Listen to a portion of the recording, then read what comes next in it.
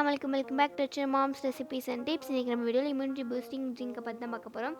இந்த ட்ரிங்க் வந்து கஷாயம் குடிக்காதவங்க எல்லாருக்கும் இந்த ட்ரிங்க் குடிச்சிங்க அப்படின்னா ரொம்ப பிடிக்கும். இப்போ வாங்க வீடியோக்குள்ளே போகலாம். அதுக்கு முன்னாடி சில ஃபர்ஸ்ட் டைம் பார்க்குறீங்கன்னா மறக்காம லைக் பண்ணுங்கள், ஷேர் பண்ணுங்கள், கமெண்ட் பண்ணுங்கள், சப்ஸ்கிரைப் பண்ணிக்கோங்க. பக்கத்தில் இருக்க பெல் ஐகானை கிளிக் பண்ணி ஆர்டர் கொடுத்துக்கோங்க. அப்போ தான் வீடியோ ஸ்டோக்கில் உங்களுக்கு நோட்டிஃபிகேஷன் வரும்.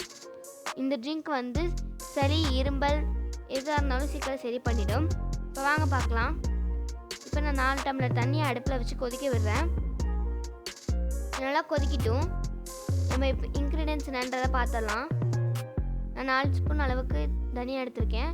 கொஞ்சமாக இஞ்சி, காற்றுக்கு தகுந்த மாதிரி மிளகு, ஏலக்காய் 2, சின்ன பீஸ் பட்டை 2, 4 கிராம்பு. நான் 2 பேர்த்துக்கான அளவு தான் இது சொல்லியிருக்கேன். இப்போ நம்ம சின்ன வரல இது எல்லாத்தையும் சேர்த்துடலாம். நம்ம இடித்து எடுத்துக்கலாம். நீங்கள் வேணால் மிக்ஸி ஜாரில் பல்ஸ் மோட் போட்டு எடுத்துக்கோங்க.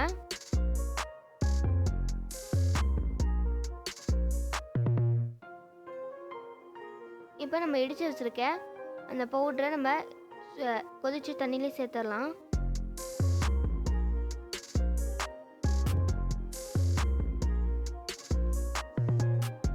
இதனால் மிக்ஸ் பண்ணி விட்டுருங்க. இப்போ நம்ம இடித்து வச்சுருக்க இஞ்சியை சேர்த்துடலாம்.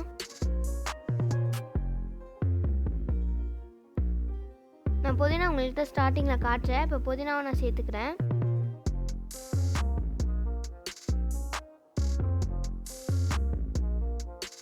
நல்லா இதை கொதிச்சு இப்போ 2 டம்ளர் சுண்டிடுச்சு. இதில் இப்போ மஞ்சத்தூள் சேர்த்துடலாம்.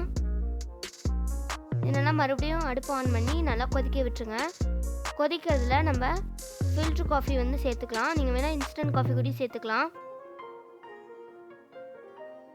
இது நீங்கள் சர்க்கரை வேணாலும் போட்டுக்கலாம், தேன் வேணாலும் சேர்த்துக்கலாம், நாட்டு சர்க்கரை வெல்லம் எது வேணாலும் சேர்த்துக்கலாம். நீங்கள் உங்கள் இஷ்டம் தான் அது.